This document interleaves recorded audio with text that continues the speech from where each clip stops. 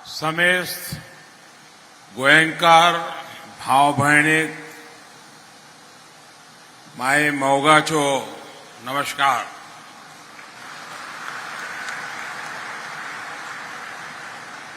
गोवांत येवन म्हाका सदांच खोस भोगता.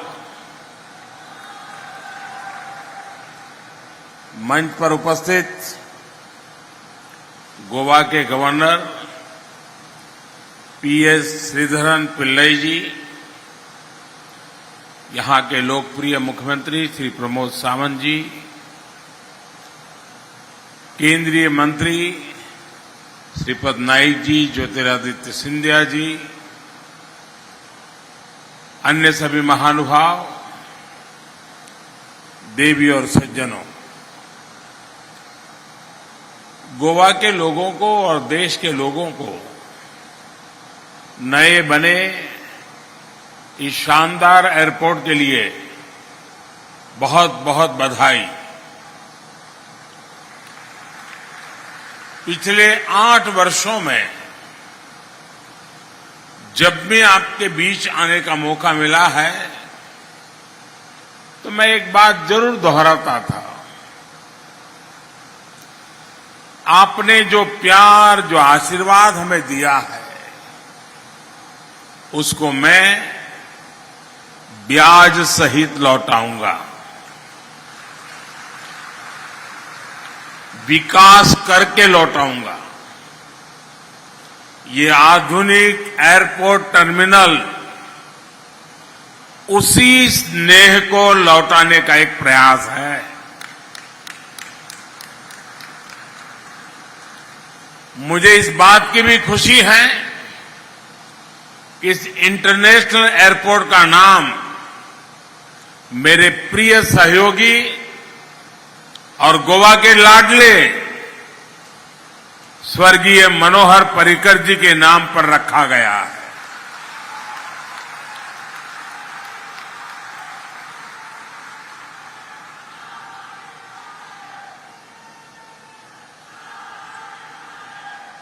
अब मनोहर इंटरनेशनल एयरपोर्ट के नाम के माध्यम से पर्रिकर जी का नाम यहां आने जाने वाले हर व्यक्ति की स्मृति में रहेगा.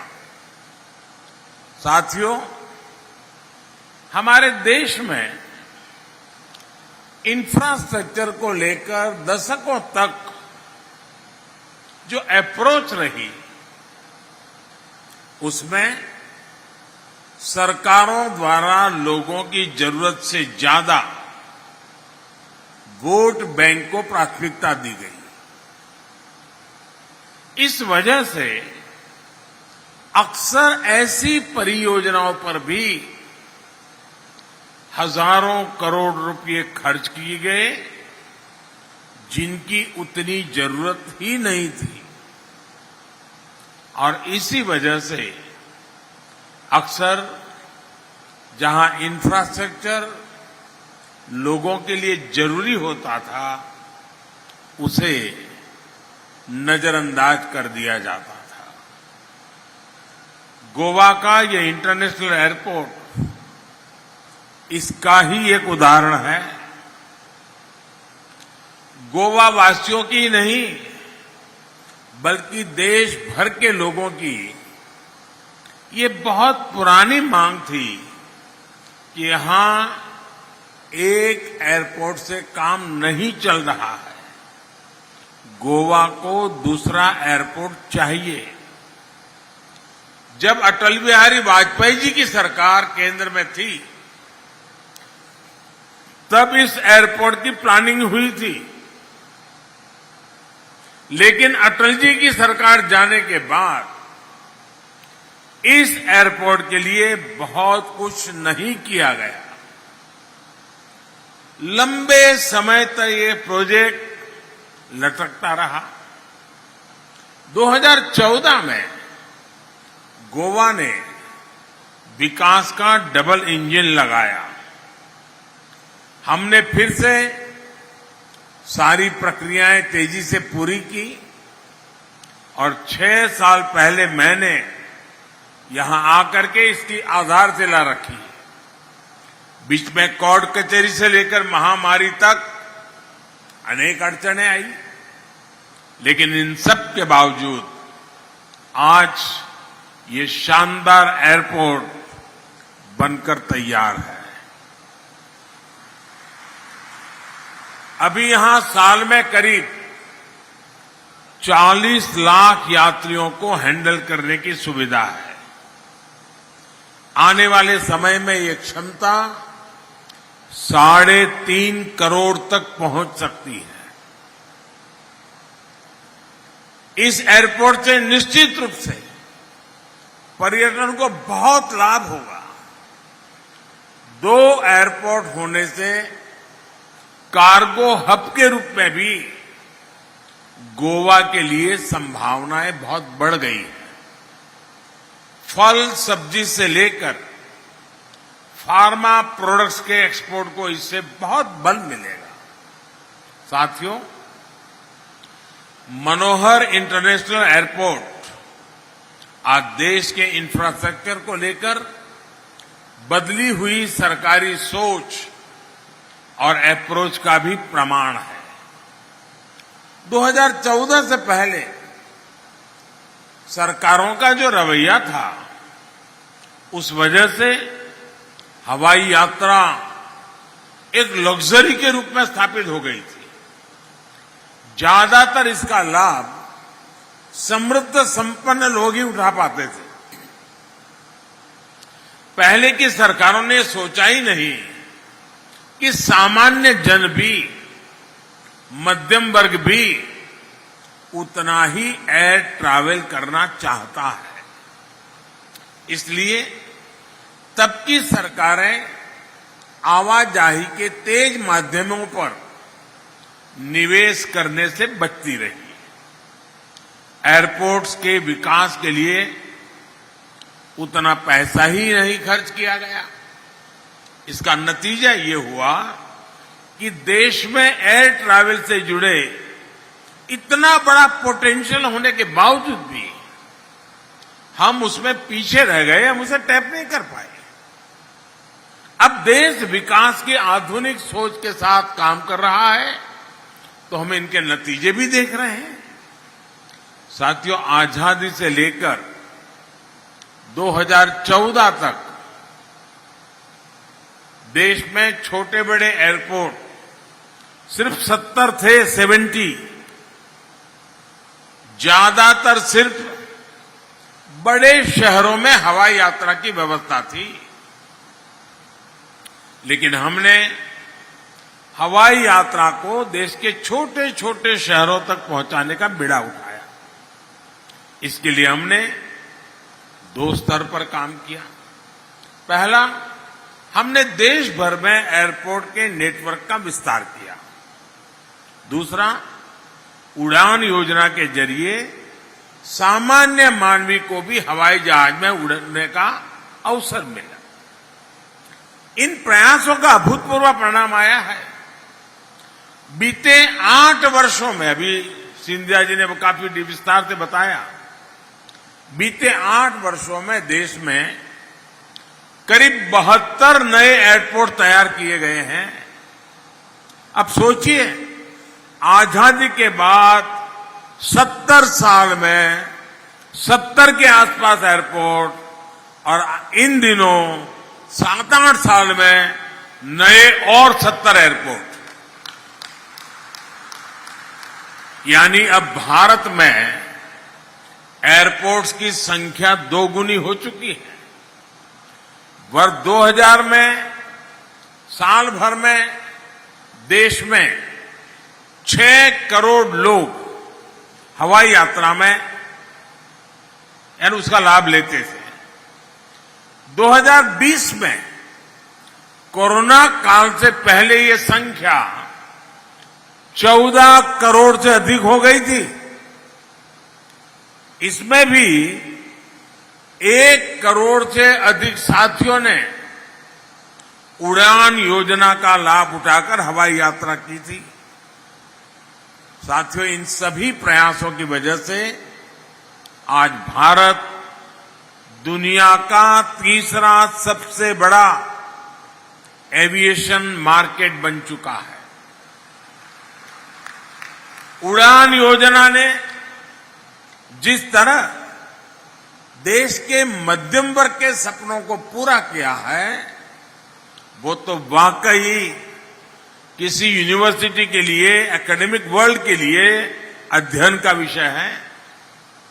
बहुत साल नहीं हुए जब मध्यम वर्ग लंबी दूरी के लिए पहले ट्रेन का टिकट ही चेक किया करता था। अब छोटी दूरी के लिए भी पहले हवाई जहाज का रूट पता किया जाता है, उसका टिकट देखा जाता है और पहले कोशिश होती है कि हवाई जहाज से ही चला जाए।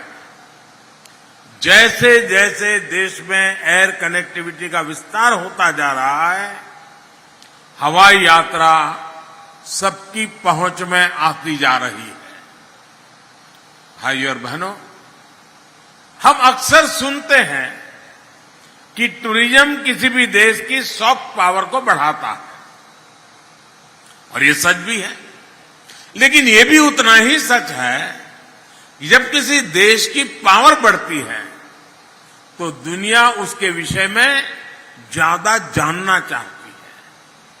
अगर उस देश में कुछ देखने के लिए है, जानने समझने के लिए है, तो दुनिया निश्चित रूप से अधिक आकर्षित होती है। आप अतीत में जाएंगे तो पाएंगे कि जब भारत समृद्ध था तब दुनिया में भारत को लेकर एक आकर्षण था। दुनिया भर से यात्री यहां आते थे, व्यापारी कारोबारी आते थे, स्टूडेंट्स आते थे, लेकिन बीच में गुलामी का एक लंबा कालखंड आया। भारत की प्रकृति, संस्कृति, सभ्यता वही थी, लेकिन भारत की छवि बदल गई, भारत को देखने का नजरिया बदल गया। जो लोग भारत आने के लिए आतुर रहते थे, उनकी अगली पीढ़ी को ये भी पता नहीं रहेगा कि भारत किस कोने में पड़ा है। साथियों, अब 21वीं सदी का भारत नया भारत है। आज जब भारत वैश्विक पटल पर अपनी नई छवि गढ़ रहा है, तब दुनिया का नजरिया भी तेजी से बदल रहा है। आज दुनिया भारत को जानना समझना चाहती है। आज आप डिजिटल प्लेटफॉर्म पर जाइए, कितनी बड़ी संख्या में विदेशी भारत की कहानी दुनिया को बता रहे हैं। इन सभी बातों को ध्यान में रखते हुए अब बहुत जरूरी है कि देश में ईज ऑफ ट्रैवल उसको सुनिश्चित कर दिया जाए।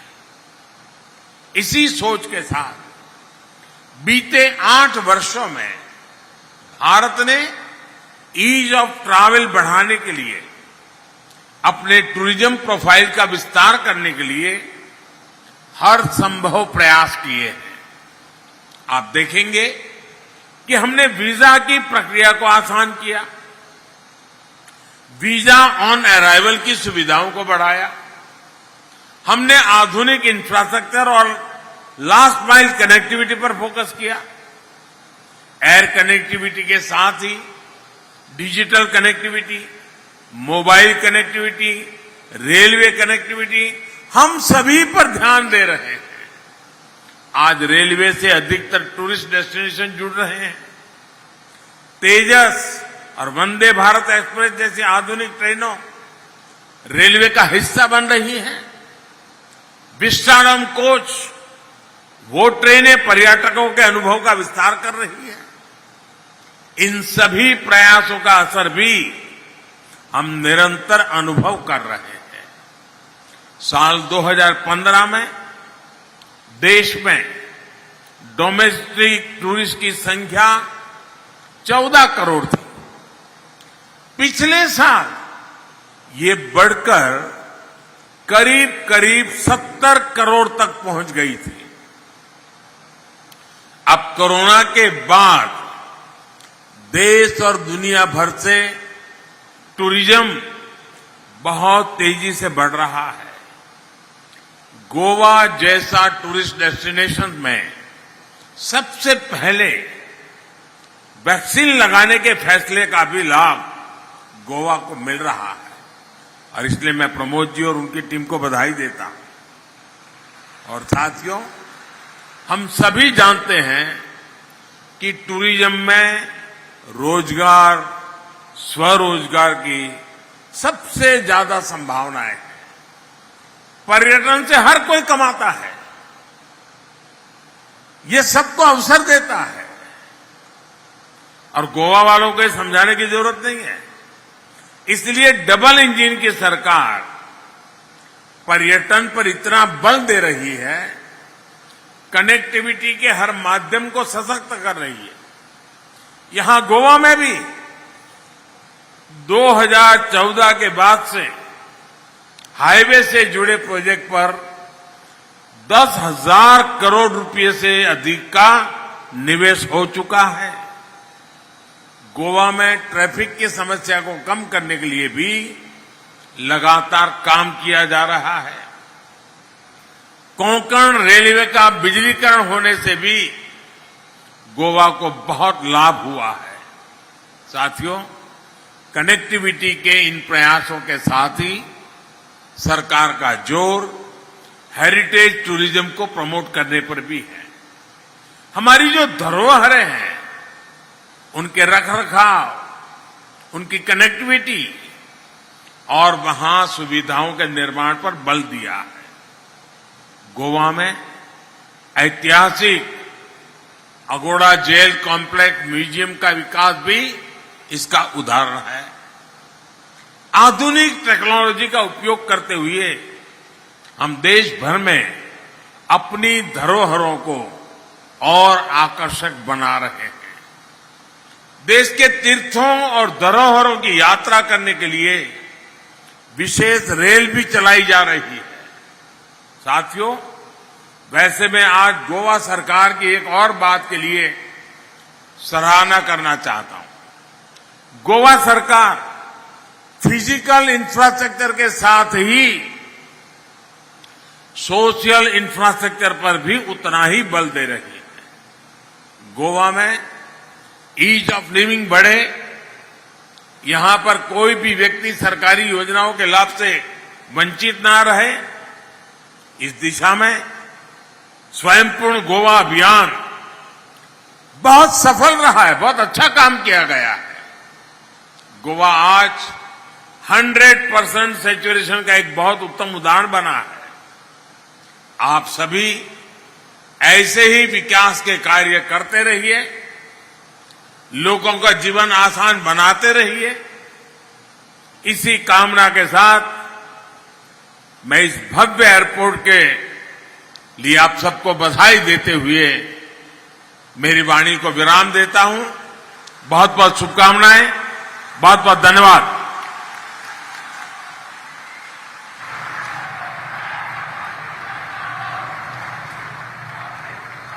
आपके गरिमापूर्ण विचारों के लिए एवं मार्गदर्शन के लिए उपस्थित सभी लोगों की ओर से